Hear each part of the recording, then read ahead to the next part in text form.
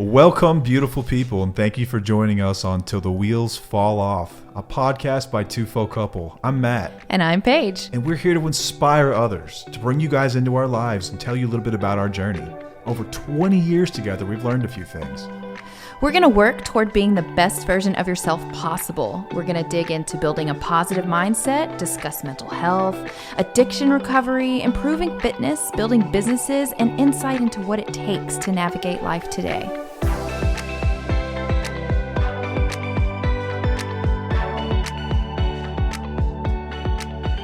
Welcome back to another episode of Till the Wheels Fall Off. I'm Matt. I'm Paige. You have to quit laughing when I'm doing that. No, hold on. Whenever you did that, something fuzzy came out of your mouth. Something came fuzzy? It was like a piece of something. You want to take a small break and get this checked out by a doctor? That was wild. That's the only reason. Okay, anyway. All right. Happy to be back. Feels good to be back in the chair here on a, a Monday night? I think so. God, I lost track. Recording. Feels good to be back. What's been new? What's new in the life? How are you feeling? You sound a little under the weather. Yeah, I feel like I've got a cold in the summertime. It's a little odd. You got some of that crud. I got some crud. That's the worst. It makes you feel spaced out. I feel and icky. Tired. I'm really tired. The spaced out tired. part's the What's worst. up with that? Every time we're recording, I'm saying I'm tired. Because the sun's not up? I'm going to stop bitching about that now. The sun's not up, man. You're like a, what do they call it? Your circadian rhythm is very strong. Circadian rhythm. Yeah, it's like the natural cycles of dark and light when we sleep. Yeah. Melatonin kicks in whenever it gets dark. Your melatonin's super strong. You can bottle that crap and sell it as a gummy. It's my HSP. It probably is, honestly. Anyway, we are just fresh off of a little weekend trip we took with some friends. It was awesome. Some people we've known for a very long time, and we've all got kids at an age now where they're not like completely... I don't want to say useless isn't the right word because kids are dependent. Wow. Damn, boo. That's how a father refers to kids being dependent. It's just useless. He can't do anything for himself. He's always asking for stuff and crying. They're at the age now where they can run around and play and interact with each other. Like Making awesome, badass memories. Yeah, it was really, really fun. We got an awesome hike in. Got some time together. It actually ended up raining, which was kind of nice. We chilled out under the patio and listened to the rain pitter patter on the metal roof. Pitter patter. Oh, it was greatness. It was greatness, man. So we were talking about this episode, and I was trying to think of all these examples of how this stuff is applied to my life, and I just had this one that came to me right as I pressed record. So before I tell anyone what we're talking about, just see if you can relate to this story. So whenever we bought our house, we had very little plans on like where everything would go because we were moving from a really small home into a much bigger home. Mm-hmm. And so what we did was we packed up a moving truck and we put all the boxes in the moving truck and then we unloaded them into the garage.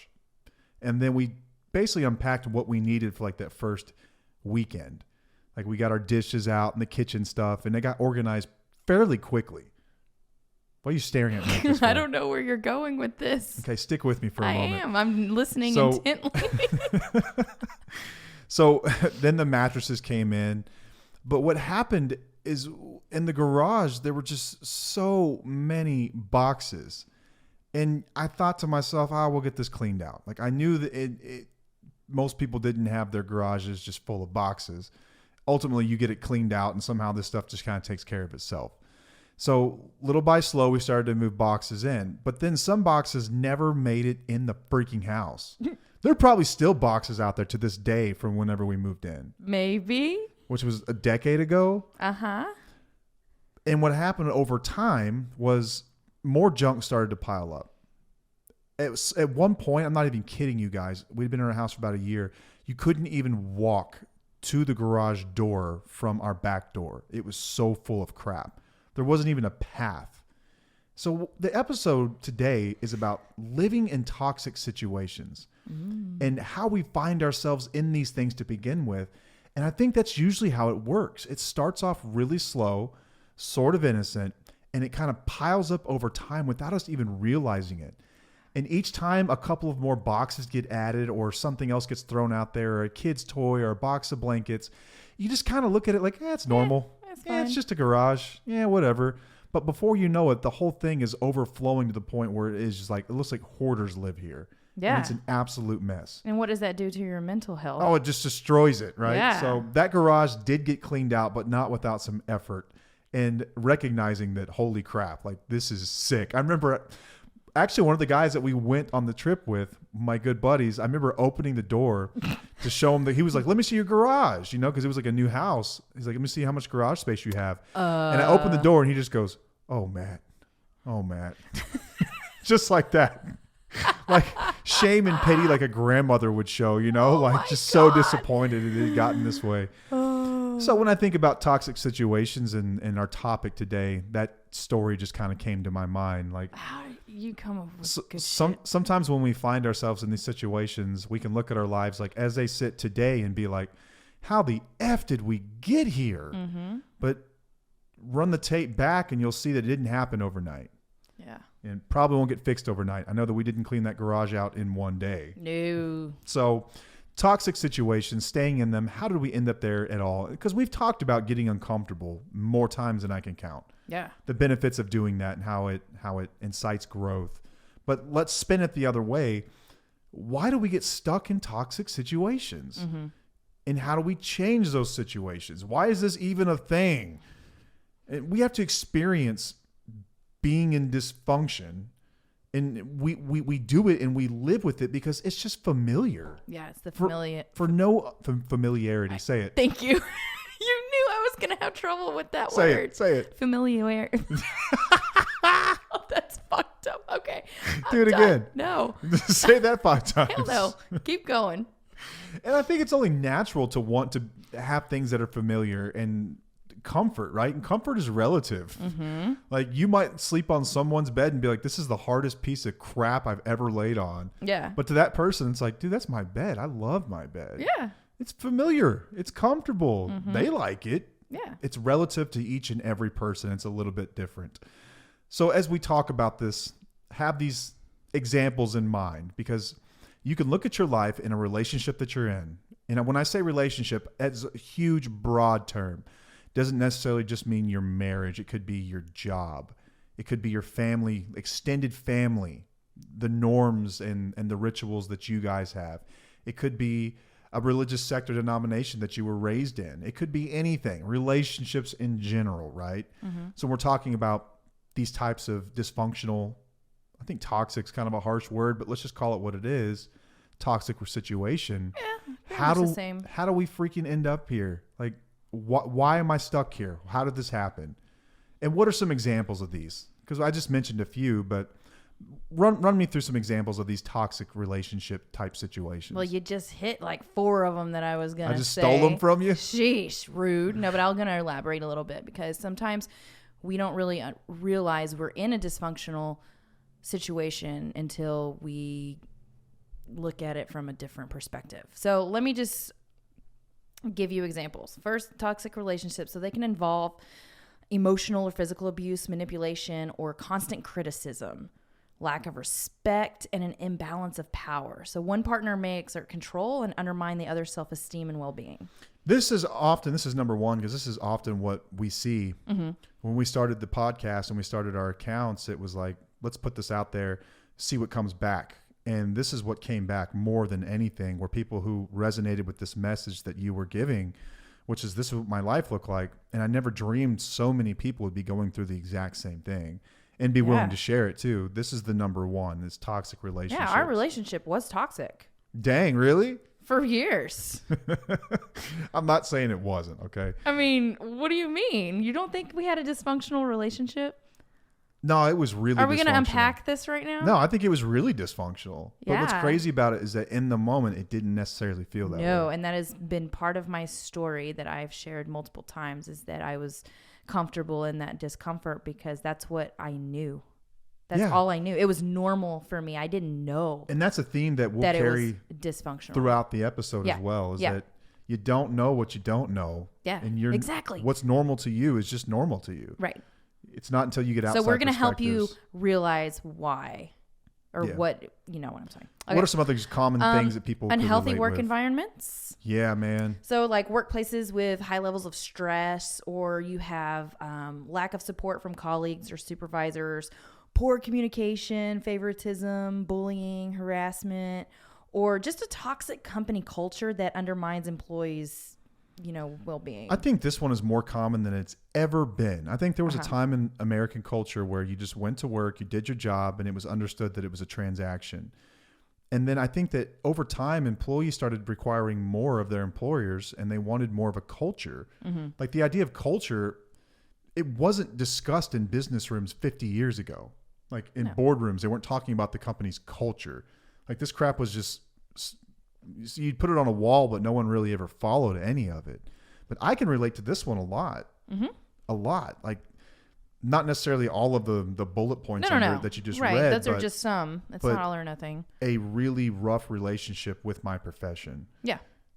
And you look at it, you complain about it, and then at some point you're like, what am I doing? Oh my God. Yeah. It's just crazy. I think that the Great Resignation back around COVID, a lot of people had this realization. Absolutely. So very relevant to the discussion. Yep. All right. Another one is addictive or codependent relationships. Yep. That It's would kind be of our us. jam. Yeah. So it's just relationships that revolve around the substance abuse or other addictive behaviors. This is how codependency can be developed, with one person enabling and supporting the destructive behavior of the other, which results in a cycle of dysfunction. Yeah. A cycle of dysfunction. Yeah, we talked about this on the phone when I was on my Yes, way we home from did. the treatment center. I went and spoke at a treatment center tonight, which is always a privilege. He and an honor to always do. comes home in a better mood. It's because amazing. it's service, man. You're just getting out of yourself and just like volunteering your time. I love it when you go. I feel great when I come back, but we talked about this very thing. Yes. Because let's say that there was 50 people there, 50 of them are dealing with this right now. Yeah. It's very, very common. For sure. What else? All right, we got dysfunctional family dynamics. So these can manifest in various ways. So constant conflicts, emotional or physical abuse, neglect, enabling or harmful behaviors. Enabling of harmful Not behavior. or harmful, enabling of. That happens a lot with parents. Or unhealthy patterns of communication and interaction. I don't think there's ever been a time in our history that a generation has been questioned more about their parenting tactics. Yeah. Than is going on right now. And Agreed. I'm not sure if that's because there's a generation of people that are struggling with mental health, and to what degree that generation's perspective of how to raise a kid plays into that, or if it's a mixture of that along with social media and just the change of natural change in generations. But this one comes up all the friggin' time. All the time when you look at your family dynamics and what exists within it. And some people have incredible families. Yeah. Like they have no problems whatsoever. This doesn't relate, but for I think more now than ever, maybe it's just you hear about it more. Yeah. There are people out there who are struggling with this, Right. with an in-law or a mother, father, or extended family or a grandparent or something like that is just kind of stuck in their ways, and they want you to be okay with abuse. Exactly. They want you to be cool with it, man. It's just the way it is. Deal with it. Yeah. Okay. All right. Now you share. So we're trying to think of some others. So I guess in the extreme version of this, you have like cults, right? Yeah. I am fascinated with cult documentaries. We've been watching some. I'm fascinated with them. Like there was one on Netflix recently about Waco and the Branch Davidians. Now, cult, whatever you want to call them, religious group, religious sect, whatever. It was a cult. They had a leader, David Koresh, who had convinced all these people that he was the second coming, and he had them captivated, and they would do anything that he said. They were extremely loyal, and I'm always just fascinated with the psychology of that. Oh yeah. And on both sides. Yeah. Like what it takes for someone to get there, and then how do you deliver that message as like the leader with a straight face? Yeah, and how do people listen? And but in those types of situations, individuals are often manipulated, and they're isolated from their like original support networks. Right. So it's real easy to, I guess, quote unquote, brainwash them. Yeah. And they're subjected to various types of psychological control and manipulation. Yeah. It's very interesting. It is. So I don't know if anyone's in a cult that's listening to this, but it's they not too much different than your marriage, possibly. Just saying. Disorganized or chaotic living environments. We covered this one in the beginning. Yeah. You watch the show Hoarders and you're like, how are they living there, man? Can you believe that? Can you believe that they're living in this? Yeah, that's their norm. These are all the different ways that we can convince ourselves that this is normal. Yeah.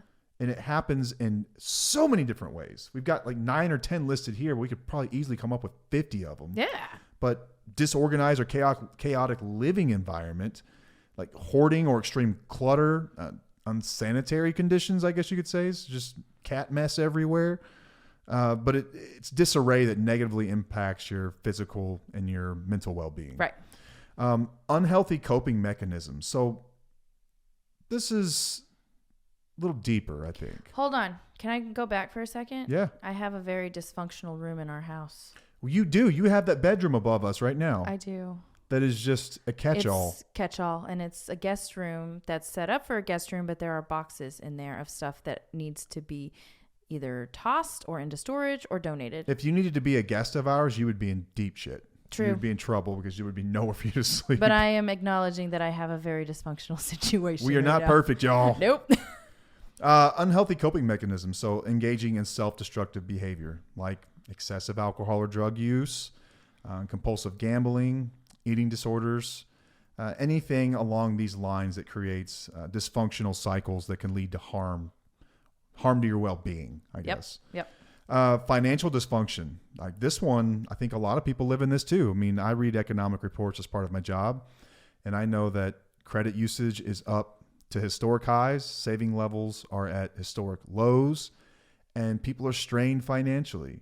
Some people just live in this all the time. And they don't know any different. Yeah. It is, if they miss one paycheck misses and it all comes crumbling down. I mean, a lot of Americans live in that reality. But it is dysfunctional. Yeah. But we can make that okay somehow. Yeah. That's where they're taking acceptance as the answer a little too far. Yeah, a little bit. Staying anxious, depressed, overweight, even when you're miserable. All this stuff is familiar. Like when you're in that, you're familiar with the way that feels, so you're scared to change it. Yeah, we can make lemonade out of lemons. Everyone has the ability to do this. Yeah. But a lot of times we choose to do it with the wrong things. We can take a really dysfunctional living situation, mindset, whatever it might be, and decide, yeah, this is fine. Right. I'm just going to look at the positives. You know that There's meme? nothing wrong. My favorite meme ever is that dog sitting at the coffee table with a cup of coffee and his kitchen's on fire. Mm-hmm. And it just says, this is fine. Oh, yeah. You know what I'm talking about? Yes. This is a summary we use of that. all the time. This is fine. This is fine. Everything's good. We're good. We can make everything cool. If you haven't seen that meme, check it out. Yeah. It's like my favorite. I actually ordered it to get framed via Amazon. It's supposed to be here pretty soon. I'm framing that thing. Oh, my God. I'm putting it in my office. I love it. Me.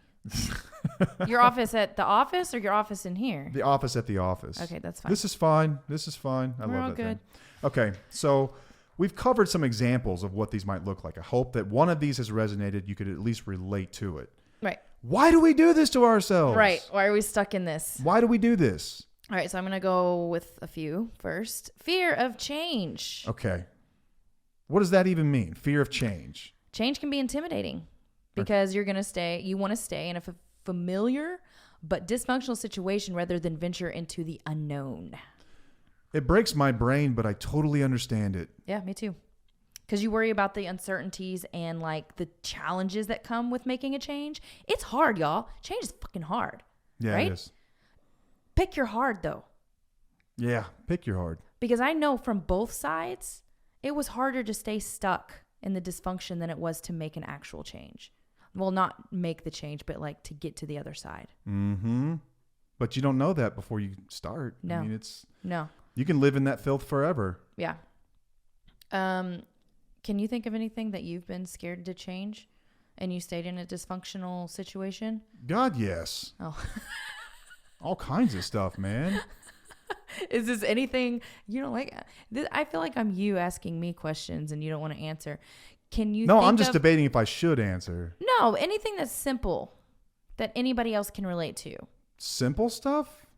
I'm usually pretty good with the simple stuff. It's the bigger things that I really struggle with. Okay, so I'm going to also think about whenever I did want to change my lifestyle of being unhealthy to healthy. I was scared to lose weight. Like, who says that? Who's scared to lose weight? I think a lot of people are at the root of it all. Right. I was like, I don't know how my body's going to change. I don't know if I'm going to like it. I'm scared of the challenges that go along with it. But, you just do it and you figure it out from there. But it sounds wild to say it out loud. Like I was scared I'm scared to lose weight. Yeah. I'm trying to think of a way to put this that's not going to like, I don't want to compromise anyone else's identity that's been in this with me, but let's just say I have always been the person that ultimately stood up and held up my hand and I said, the emperor wears no clothes. I have said that and I've done that my entire life. Like when I sensed that this stuff was going on, I've been able to say like, this is BS. Yeah. Like even when I was using, like I was ultimately the one that decided I had to do something about it. Absolutely. Like it's not a flex. Again, it's not a flex. Just kind of intuitively I've always done that. Mm-hmm. But in doing that, like I would have said these things years prior, but there's a fear of upsetting the status quo. And there's a fear of like, people are going to be upset with me when I do this. Like people aren't going to like me. Yeah. And that's always been a fear of mine. Like I like to be liked. Who doesn't like to be liked? Yeah. You know? Yeah. So there's always been a fear that if I were to stand up and say something, I was going to upset someone. And so it's easier to not say anything and just go with the flow. Yeah. Because once you do say something, now you got a freaking scarlet letter on your chest. Yeah. And that's tough. Yeah. But your future do self, it anyway, though. Exactly, because your future self will thank you. Okay, another reason why we get stuck in these situations is a low self-esteem. You raising your hand right now? Raising my hand right now. I suffered from that for a long time because we believe that we don't deserve better, or that we won't find anything better outside of the dysfunctional situation. God, man, we hear that a lot. You're right. That's a very common one. Yep. And then it boils down to low self-esteem. Yeah, because we feel like we're unworthy of healthier relationships or environments. And this can go back to childhood or trauma or anything that you've been through. I can't really tell you why we're like that, but it's definitely part of it. Okay, another one is dependency. So some people may rely on these situations for financial support or stability, or it's a sense of their identity. So like, oh, I can't leave him because he pays my bills. Yeah. So I'm just going to deal with all this. Yeah. What was that one movie where the lady took off? I think Richard Gere was in it, maybe. Was he the crazy guy? No. She like faked her own death. Oh, that would be Julia Roberts. Yes, that was a great movie. Sleeping with the Enemy? Sleeping with the Enemy. Is that it? Yeah, that's it. Did you just recently watch that for the first time? No. You watched that when you were younger? I watched that because you watched it over and over and over and over. Yeah, it's a great one. It is a good one. But I think of her. Very true, but she freaking did it. She done it. She did it. All right, another one is emotional attachment. So you can develop emotional attachments to these situations or the individuals that are within them. Because you hold on to hope that things are going to improve, especially if they've had invested like a long time and energy into the relationship. Oh goodness, yes. Yes. Yeah, we've been together for 5 years, man. Like this has to work. Yeah, like I've put a lot of energy. I see the potential. I can see that potential. Oh, potential. Oh, the potential. Mm-hmm. Yes, I'm looking at you. Yeah, I know. All right, what else? Lack of resources. We kind of covered it a moment ago. Like financially, I don't know another way. I have to stay here. This is the only job that's going to pay me what I'm getting paid. If I leave, I'm screwed. So I'll just deal with the crap because it's worth the paycheck. Yeah. Or that person's worth the crap because they make a nice life for us. Yeah. That's really common too. Cultural and societal norms. This one is actually more like... This one hits. Yeah, this one's like more subversive. Like it's kind of under the surface, but it's always there.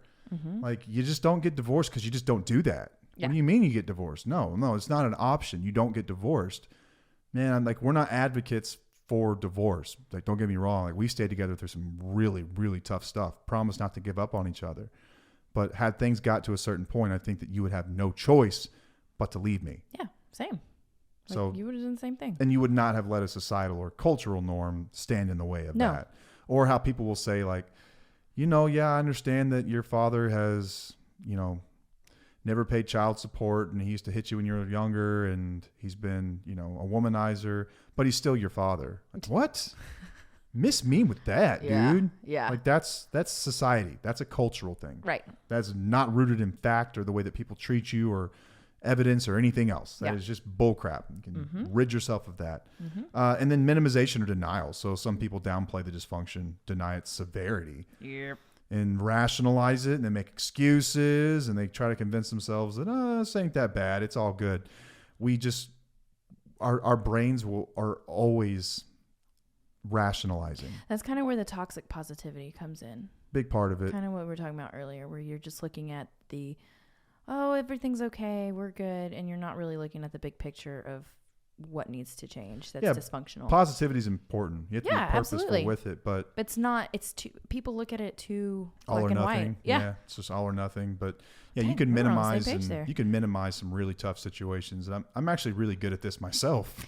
Yes, you I'm are. really good at this. I can Yes. look at things and be like, I always look for the best in people and situations. And a lot of ways, I think it's a gift, but it's also a curse of mine. Yes.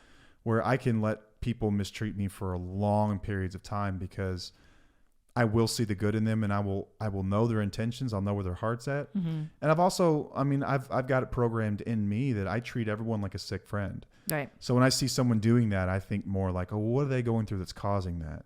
But at some point, you have to draw the line. Yeah, and it's be okay. like, That's disengaging with compassion. I've done all the things here. I've made them aware of it. I've put up the boundaries. I've done all that crap, and they still don't come around. Like, nothing I can do. Right. All right. So we've talked about the examples. We've talked about the why do we end up here. Now I think that what anyone would be wondering at this point is, all right, so what the hell do I do, man? Yeah, how do I fix this? Okay, so I'm in a relationship. This is the most common one. I'm in a relationship with an addict. They don't want to get help. What do I do? Like, I've tried everything. Or maybe they are trying to get help. What do I do? I've tried everything. Yeah. Or my job has treated me like crap for so many years, but they pay me really well. Like, what do I do? Yeah. Obviously, there's something that you need to listen to within your intuition. There's a little voice in you that's saying something is wrong, right? Man, that little voice, God. So I've got 1,000 voices in my head, but the most important one is the most quiet. I don't know why that is. Why has he got to be the most quiet? I don't know. That little dude needs to speak up more. Yeah. Because when I listen to it, great things happen. Yeah. But the other ones are so much louder. Yeah. And so much more like seductive. They're easier to listen to, you know? Oh my God. That little quiet one's tougher. Right. Okay. So I'm going to say like the first step of how to do this. And it's in so many processes and even our own personal process. Freaking step 1 in AA. Yeah. Like, and this is our process in TUFO is recognizing and acknowledging the dysfunction. First step in recovery is admitting there's a problem. Literally look at your situation from afar and acknowledge and say that something is not right. Pretend you were watching your life as a movie. Yeah. What would you I tell think? people that all the time. What would you think about this character? Yes. Yes. This is the essential first step towards making any kind of change. The next one will be seek support, because a lot of us, we don't have the support. We need to reach out to, our friends or family or groups that can provide some emotional support or even guidance and objective perspectives. Mm-hmm. It's huge to get objective perspectives from others that are seeing your situation from far away. Yeah, and you know what wasn't number 2? Was just think yourself out of it and fix it yourself. Nope. Seek support, man. TUFO community, y'all. Yes, I'm going to plug support. that in there because we have a great support system there. That's what it's for. It is. It is. I mean, you have to be open and willing, though, to listen. And if somebody does point out that maybe you have a personal challenge that you need to work on, listen, be open and honest with yourself. It's not being bullying or harassing or harsh. It's somebody literally trying to help you get through a situation that is making you unhappy. I encourage everyone in there to gracefully give and receive feedback. Yes. Gracefully. So hearing things from an outsider's perspective and just be like, that's interesting. Let me think about that. Yep. Rather than just be like, you don't know me. Yeah. You don't know me. Yeah. Yeah, but I'm different. I've heard it all. No. Yeah. Just listen for a moment. Yes. And another one's going to be develop a safety plan. So this is going to be for people who are basically in abusive or, violent situations. It's very important for you to prioritize your safety.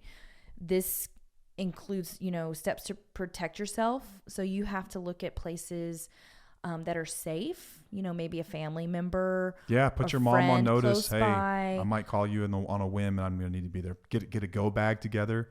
Yes. Have emergency contacts in place. That's some friends that you might trust. And then involve local authorities if you absolutely have to. There's no shame in that. No. Like, we're not advocating that you end up on Cops, which is a show that I love. It's a great show. I think everybody loves But that show. it is important that you have that safety net there if you need it. Yeah. So if your situation is tough and you've got abuse in it, that's no joke at all. Develop a safety plan. Prepare yourself. If it's a pattern, it's going to happen again. Yep. And this one's going to be kind of similar to Seek Support. This is actually just building a support network. Yeah, which is like more about, it's not so much like just seeking a friend. It's like a friend is someone who you can trust because you trust their opinion, because you've known each other for a long time and you value their perspective. A support network is other people going through the exact same things. Yes. So it's other people who have done this before, who are walking through it right now currently, who are interested in it. And there's a million different, you name it, there's a support group for it. Yeah, and they can encourage you to make the best decisions for yourself. Yeah, you ever see that movie Fight Club? That was my first experience with the 12 steps, actually, was Fight Club. For those of you who haven't seen Fight Club, it's about this guy who, well, I don't want to get too far into it, but there's a part in the movie where he cannot sleep. He has insomnia.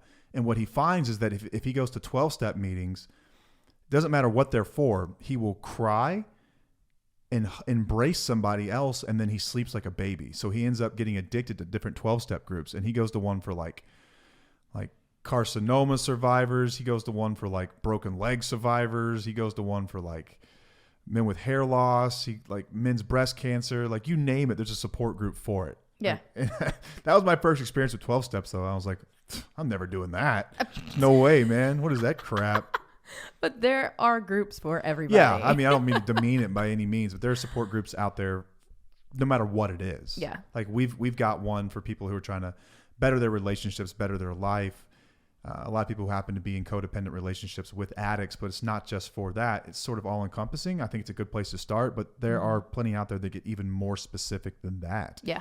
It can get like super niche. It can get like, people living on Cape Cod with kids under 4 with autism. Like there are probably groups like that. Like they're probably out there. Yeah. Find them and network with those people. You'll find a lot of. Be careful with the mom groups in your cities, though. Just saying. Oh, they get wild? Yeah. I'm not in them, so why would I know? Okay. Tell me stories. No, I'm not. I have to block and unfollow those groups a lot. Oh, man. I want to hear about the stories. All right. We're getting off track. Another one is going to be set clear boundaries, of course. We're always talking about that B word. When you establish and communicate your personal boundaries to those that are like involved in these situations, you got to be firm. Like assert what's acceptable and what's not. Mm-hmm. And be prepared to enforce those boundaries and not make it a threat. Yeah. Make sure your boundaries are enforceable, everybody. Because you can come up with all these great ideas for boundaries, but if you're not willing to enforce them, they're basically meaningless. Yep. We talked about this a little bit, but developing an exit strategy, it's sort of like... This is going to be different for like just the... Yeah, I think developing an exit strategy is sort of like the logical way you look at like, okay, what would my life look like if I had to go today? And you have to kind of you have to look at the logistics of it, right? Like, where am I going to live? How would I get a job there? Am I going to end this relationship? What would that be like? What kind of people in my life will I lose because of that? Maybe like mutual friends you have. Mm-hmm. Like there's practical aspects of this, like finances, logistics, legal considerations, but start to develop an exit strategy. Start to think about what your life would look like, because those are some of the questions that we can't necessarily answer for you. Yeah. They're very individual. People will come Absolutely. to us like, hey, I want to leave him, but like I haven't worked in 12 years. Like, well, we've got to give that some thought. Yeah. Like really give it some thought. Like what are your options? Yeah. Let's look at your options. Like that's not something that just gets taken care of. This is an important place to like write out pros and cons, right? Yeah, pros for sure. and cons of staying where you are unhappy and leaving. Yeah. What is that? I always screw this quote up. When the pain of change is less than the pain of staying the same, you will change. Right. Is Something that like right? that. Yeah. Or is it the other way around? Gosh, I always Well, it screw makes that up. sense because I understood what you were saying. We could just be tired. And usually I'm not good at that. Okay. So I think you got this, but we'll re-listen to this and see. Seek help from someone that's done this before or from a mental health professional. So whether it's a therapist, counselor, a coach, some sort of professional that specializes in dealing with these dysfunctional situations, whichever one you are in. And they'll provide guidance, support, and maybe even therapeutic intervention to help you navigate those challenges that you're going to face. Like our good friend Nassim has become like, you know, her podcast started out with like her realizations about life after her great resignation. And she's actually gotten to the point where people are reaching out to her. And this is a super niche topic about like, what do I do? How did you go through this? And she's a professional at this point. She's a professional for this. Like, so that it's out there no matter what it is, whether it's career, family, relationships, addiction, you name it. Yep. Something we've talked about and cannot be stated enough is you got to take care of yourself, man. Yep. Self-care is so freaking important. Prioritize it. And not just self-care, self-compassion. Oh my God, it's huge. When you look at your situation, you're watching that movie of that person going through all this stuff. Have a little compassion for that person. That's you. Mm-hmm. It's you. Have some compassion with yourself through the process. Eliminate the word should from your vocabulary. Absolutely. Start to engage in activities that promote your physical and emotional well-being. So whether that's exercise, hiking, walking your dog, gardening, you name it, whatever it is therapeutic for you.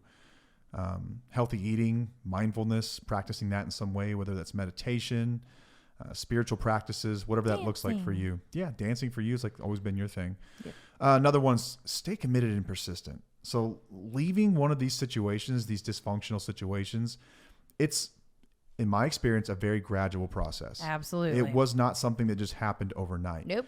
So I had some like career type epiphanies in the last 3 or 4 years. Like I had this plan in place and it was like, man, this is not going to happen overnight. Like there's just no way. Like this could take, I don't know how many years. This is going to take some time though. You don't just like cut those roots overnight. No. You don't just start to tear anything down. So it's like, okay, maybe that's a goal eventually, but it could take time to get there. Yeah. You know, what I ultimately found was that working with TUFO has really filled the hole that it's always there, but it's not as big anymore. Yeah. So it's helped. So this is part of that process. It did not happen overnight and it wasn't a switch. For some situations, you will have a switch. You're like, flip it, right. Gone. Yep. Mm-hmm. But I think for others, it's more of like an educational experience that takes place over a period of time. And so you're going to have to stay committed, persistent, and give yourself plenty of grace as you go through it. Mm-hmm. Be mindful of the goal that you want ultimately, but understand it's going to take a lot to get there. And it'll take a bunch of little bitty steps to get there. Yep. Not happening overnight most of the time. I think that ultimately you have to be willing to do something different. Like it's okay to be scared of the unknown. It's okay to not know what's going to happen. It's okay to be scared about what your life's going to look like without this super comfortable thing, even though it's not healthy. Yep. But how are you ever going to know if you don't try it? Mm-hmm. You know, you've talked about making a pros and cons list. Yeah. You talked about picking your hard. Like it's going to be hard to change. In most cases, it's harder to stay where you're at. Yeah. So choose your hard. Yep. What do you want to do? You get one life to live. What are you going to do? You know, I think that ultimately, like when we talk about change, what gets us to change is pain. I had this good friend who passed away, and he used to always say, time plus pain equals change. If you get in enough pain for a long enough period of time, you will change. And those two, time and pain, are variable too. You can get in a lot of pain for a really short period of time and change, or you can get in a little bit of pain for a really long time to get to change. But I think that the pain piece of it, if you can sort of stir up more pain, you'll change much quicker. Yeah. So if you're in a tough relationship, I'm not saying necessarily poke the bear, but start asking questions. Yeah. And you will get to a place where you're like, man, this really doesn't make sense anymore. Yeah. Like that fight that we just had, I will never let someone talk to me that way. Right. So increasing the level of pain decreases the amount of time, which gets you to change quicker. Or you can just deal with a little bit of dysfunction for a really long time. It's your call. Yeah. Which I've done both. I know how this works, but I tend to side with the pain piece of it. Mm-hmm. When I look at my life and I'm like, I've got to make a change, a lot of times I want to make the change, but I know deep down I'm just not in enough pain yet, man. Yeah. What's it going to take to get me there? You know, if you want to lose weight, go get some blood work done and see what that looks like. Mm-hmm. See if that gets you in some pain. Yep.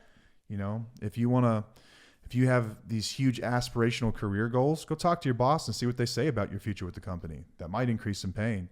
You might hear, we don't think that you are anything that you say you are, and I'm not interested in promoting you. You can stay right here. That might lead to a decision where you go, that hurt. I'm out of here. Yeah. You know, like you can drum up pain in all sorts of ways. Yeah. You can, I'm trying to think of the word I'm looking for. I can't think of it right now. What's it called when the washing machine like starts moving stuff around? What do they call that? Unbalanced? What do you mean? No, the washing machine where it's like it's stirring up things. It's like I wish I could see my face right now. yeah, you're looking at me like I'm an because idiot. I don't know what the hell you're talking about. Somebody might know. And I'll they'll be think about it later. Paige, you're an idiot. You don't know what he's saying. I'll think about it later. But either way, this process will take time. So be patient. Give yourself some compassion. And remember that nothing changes if nothing changes. You will remain in this muck. Your garage will remain an absolute mess if you do nothing. That's a fact. Ooh. That's a fact. So the willingness to change your behavior is so important. Just to be willing and open to what that would look like. And we just walked you through a process to get you there. Mm-hmm. We just had 30 different examples of them, the how and the why, or the why and the how, right? Yeah, the why, the how. Yeah. So we've just walked you through it. We've given you a blueprint for it. And I think it's pretty helpful. Yeah, and I know it's easier said than done, but damn, we've done a lot of this. Yeah, so listen to that quiet little voice, the one you don't want to listen to, the one that's so much quieter than all the others, and what is it telling you? Mm-hmm. What is your gut saying? What is your intuition saying? Yeah. And listen, and then act. And if you don't know where to start, pop in the community, start asking some questions. We can probably point you in the right direction at the very least. For sure. Okay, is that it? Does that cover it? Yeah. Guys, still thinking of that word, and I can't remember it, man. I'm so past that. You're past it? Yeah, I was on it for a moment and then I changed my brain. It's not aggravate, but it's similar to aggravate. To aggravate the pain, like poke it. What's it called when you stoke a fire? It's not. That's stoke. a thing. What the hell, man? You know what I'm talking about? Them little bags that you like the cartoons, like you pump in the fire. It stokes the fire. That's what that means. Oh my gosh, y'all. Still not the word, but I'll think of it at some other point. Anyway. We're going to have a conversation after this. Yeah, I'm going to go straight to Wikipedia and look it up. But either way, if you haven't already followed the show, left a review, we would very much appreciate you doing that. Helps us move up the rankings. Oh, which, by the case, the rankings. I was looking at the rankings today. You know, we, depending on which category you're looking at, we score in the top, anywhere between the top 20 and 30% of all podcasts, period. Sweet. It's kind of cool. Yeah. That also tells me that like there's a lot of really bad podcasts out there because our numbers aren't huge by any means. Oh, but we haven't even been doing this I'm a freaking year. proud of it. I'm proud of it. I just enjoy it. I hope that the listener enjoys it. Oh yeah. I hope that you guys keep y'all coming like it back. too. I'm glad you're having fun, Paige. But anyway, if you haven't already followed the show, left a review, we'd very much appreciate it. If you get something from this, let a friend know, share it out in your social media, tag us in your stories, and let us know that you are listening. Let us know that you're out there and that you exist. We would love to know. We'd love to send you some stickers too. We've got some. If you haven't already checked out our new website, we've got that up and running, www.tufo.com. TWFO. TWFO.com, where you can find out more about us, check out some of our free guides that we've got available. 100% free, not asking for anything at all. You don't even have to give us your email address. Just go on there and check it out, and we'd love for them to be helpful to you. We've got our Facebook community, Tufo Couple. We've also talked about this in the last few episodes about a foundation that we very much believe in, the Counseling for the Future Foundation. We are raising money to put therapists through their graduate level programs debt-free. So if you know a therapist, if you are a therapist, if you believe in the power of therapy, check us out, counselingfutures.org. You can give a donation there. Doesn't matter how small it is or big it is. Whatever you want to give goes to a great cause. Imagine a world where when you needed somebody, when you needed a mental health professional, a therapist, they would be there. There's not enough of them in the field to meet the growing demand for mental health problems that we have in this country. And in the next 10 years, it's going to get even worse. We have more therapists in school right now to become therapists, and it's still not enough. Do you have to pee or something? Yep. You are bouncing all over the place. So let me just go ahead and get through this. I've been giving you a look. All right. Counseling for the Futures. Oh. You hate it when I have to pee. Oh, it just bounces all over the place, y'all. It's like nerve-wracking. The corner of my eyes, up and down. If you go to our website, at the very bottom, you can find links to all of our social media accounts. We are on everything. I think on just about everything, it's at @Tufo_couple. That's at TWFO_couple. We keep them all pretty well fed. Okay, now you're doing this on purpose. Yeah. What else can we talk about? Thanks. All right. Until next time, I am Matt. I'm Paige. And we'll see you. Bye.